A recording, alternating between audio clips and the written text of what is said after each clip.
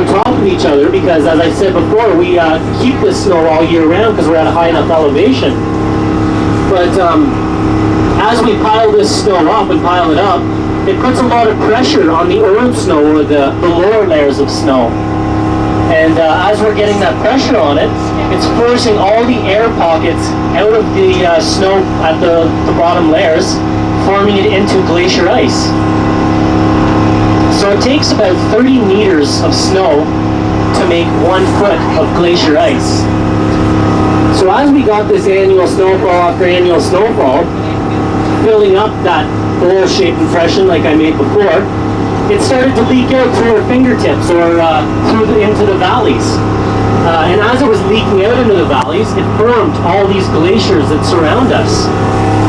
And to be considered an ice field, it has to feed 2 or more glaciers. The Columbia Ice Field feeds 30 glaciers, but there are 6 major ones, 6 quite large ones. One we're on right now, the Athabasca Glacier. Another one is the Saskatchewan Glacier, the Columbia Glacier, the Dome Glacier, the Castlegar Glacier, and the Stutfield Glacier. So those are the 6 major outlet valley glaciers that the Columbia Ice Field feeds. But as we're coming up here, I'll talk about one glacier that we can see on our left-hand side. It's at about 10 o'clock right now. It's a nice blue spot up there in the mountain. And that right there is called the Double A Glacier. And the reason for this being called the Double A Glacier is because it's in between 2 mountains that start with the letter A. Mount Athabasca and Mount Andromeda. It doesn't have a scientific name, but this is just what we named it because it's in between those 2 mountains. So every once in a while I'll call it the Lucas Glacier, but no one ever believes me. But that glacier right there is a hanging valley glacier. And the reason why it is a hanging valley glacier is because at one point in time, it was a part of the Athabasca. But the Athabasca was much larger and it had a lot more weight, so it carved itself out through the bedrock beneath it. As opposed to this one, it wasn't quite as big. So it broke itself away from the Athabasca Glacier and it just left itself hanging up there in the mountain, hence the name, the Hanging Valley Glacier. So that glacier up there is what we call an independent glacier, meaning it has its own accumulative zone. So it has its own reservoir for snow, so it makes its own ice. And as the snow was piled up on top of it, it turned the bottom layers of the glacier ice into like a molasses form or a caramel form. And it seeped itself into the cracks of the mountains, bonding itself to the side of the mountain there. Kind of like if you take a glass of water, pour some on a table, and you put the glass over top of it, and you go to take the glass off and it creates a suction type form. That's exactly what this glacier's done with itself in the mountain.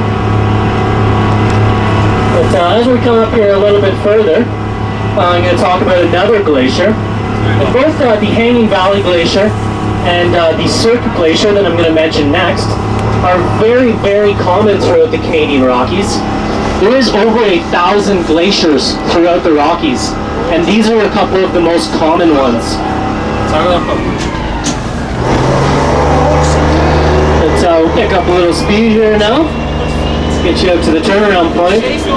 So I'm just going to come to this side of the road a little bit, and then I'll take another turn back so you can get a better look at the Cirque Glacier before I start talking about it. So there's the Cirque Glacier right up here at about 11 o'clock in Mount Andromeda. And this glacier is actually called the Andromeda Glacier. And it's called a Cirque Glacier. And the reason for it being called a Cirque Glacier is because that glacier at one point in time was right at the top of Mount Andromeda. And eventually, over the hundreds of years, this glacier had more weight added to it from the annual snowfall, and it began to carve itself through the mountain, leaving this bowl-type or dome-shaped impression in the mountain. And that's why they call it a Cirque Glacier, because it left a circle-type impression in the mountain. These glaciers right here, they do look quite small. But I can reassure you they're not. The majority of the glacier is behind the mountain. This Surf Glacier here is also an independent glacier. It makes its own ice. But as we come up a little further, you can kind of see a dome, or like a bowl almost, in the glacier there. It looks like a cave almost.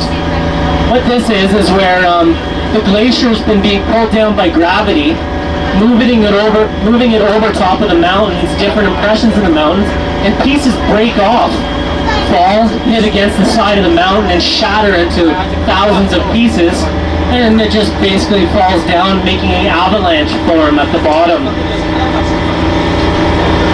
But I'm going to talk a little bit about the nice blue colors that you see in the glaciers. And the reason for these blue colors is because every snowflake is a little piece of dust or ash from a forest fire. Because the precipitation needs to bond itself to something and drop. Because when the dust and dirt is coming over top of the mountains, it cools down, forming precipitation, dropping in such things as snowflakes or raindrops. And as it drops in these valleys around here, it compacts, squeezes out all the air bubbles. The air bubbles are what makes the ice look white. So leaving it just with a little bit of ash or dirt in the ice reflects off the sunlight, appearing blue. And you can see a lot of the cracks in the ice. This is what we call crevasses. And there is quite a bit of crevasses out on this glacier that we're on right here as well. And crevasses are quite dangerous. They can be anywhere from 35 meters deep, which is about 8 of these buses stacked on top of each other. They can be 7 to 8 meters wide, which is about 2 of these buses wide. And they are quite dangerous because we can look both sides of us and not see any crevasses, can we? But I reassure you, they are there. They are just snow covered and they have a thin layer of ice that makes it look like it's safe ground. So right in here where we're going to be driving, this is what we call the turnaround point, where we'll be able to get out for a little while. But this in here is a crevasse-free zone. Outside of the plowed out area, we're not quite sure. There are crevasses out there, we know that. So we just do ask that you try to stay within the boundaries here and don't go wandering too far off, because there are crevasses out there, and I really just want all you nice folks to come home with me today. So as we get out here, I do ask again, if you do have any garbage or you're going to have a cigarette on the glacier, make sure you bring your cigarette butt back in, throw it in the garbage, or any litter you have, just place it in the garbage here, because we are trying to preserve this. We ask that you don't walk behind the buses, because they are coming and going. I don't want anyone to get run over. They are large buses and it's very hard to see behind us. And before we get off, my lawyer makes me read this sign over here. Snowmobile Tours Incorporated does not assume responsibility or liability for people's choosing to disembark on Glacier. But as we get out here, we can have a little fun, we can throw some snowballs. If anyone does need me to take a picture, I'm more than welcome to. If we do have any questions, don't hesitate to ask. I'll be standing around in this general area. We are bus number 33. 33 is marked on the outside of our bus here in the corner. But other than that, folks, let's get off and have a good time out here.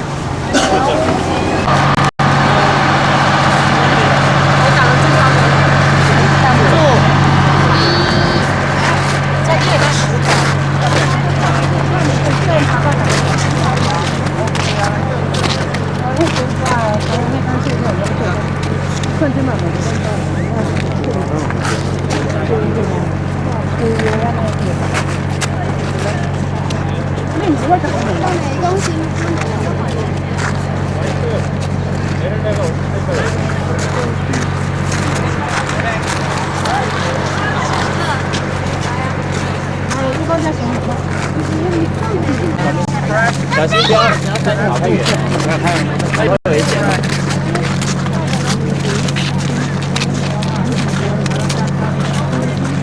然后它的面前啊，它的高度是在那个断层里面，在断层的那个冰块断的那个地方，150年前面那么高，现在已经剩下来那么多了。你远路去过了，得停过。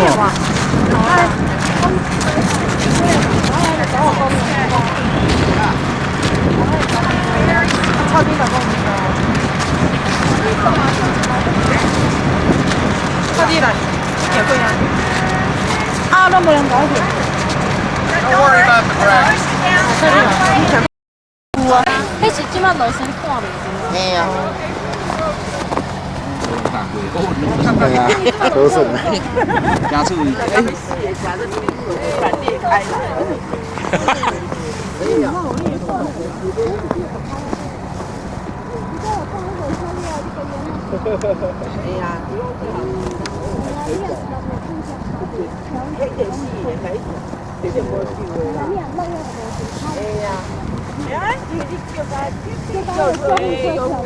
救护人员来，你都动，想动山连心脏都结冰了。Release， 抓住他！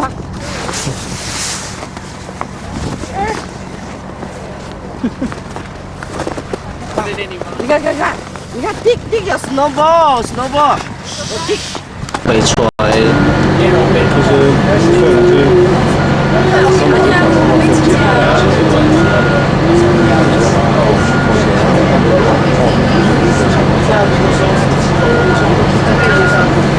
，So did everyone enjoy their time out there in the glacier?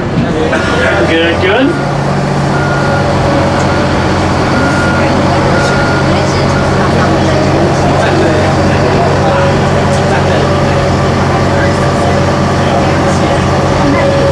Well, we are headed back here now. Will be a little bit of a shorter drive because we are moving with the glacier. But if you do have any questions, don't hesitate to shout them out. I will be pointing a few things out along the way, but basically sit back and enjoy the scenery, guys. You're welcome.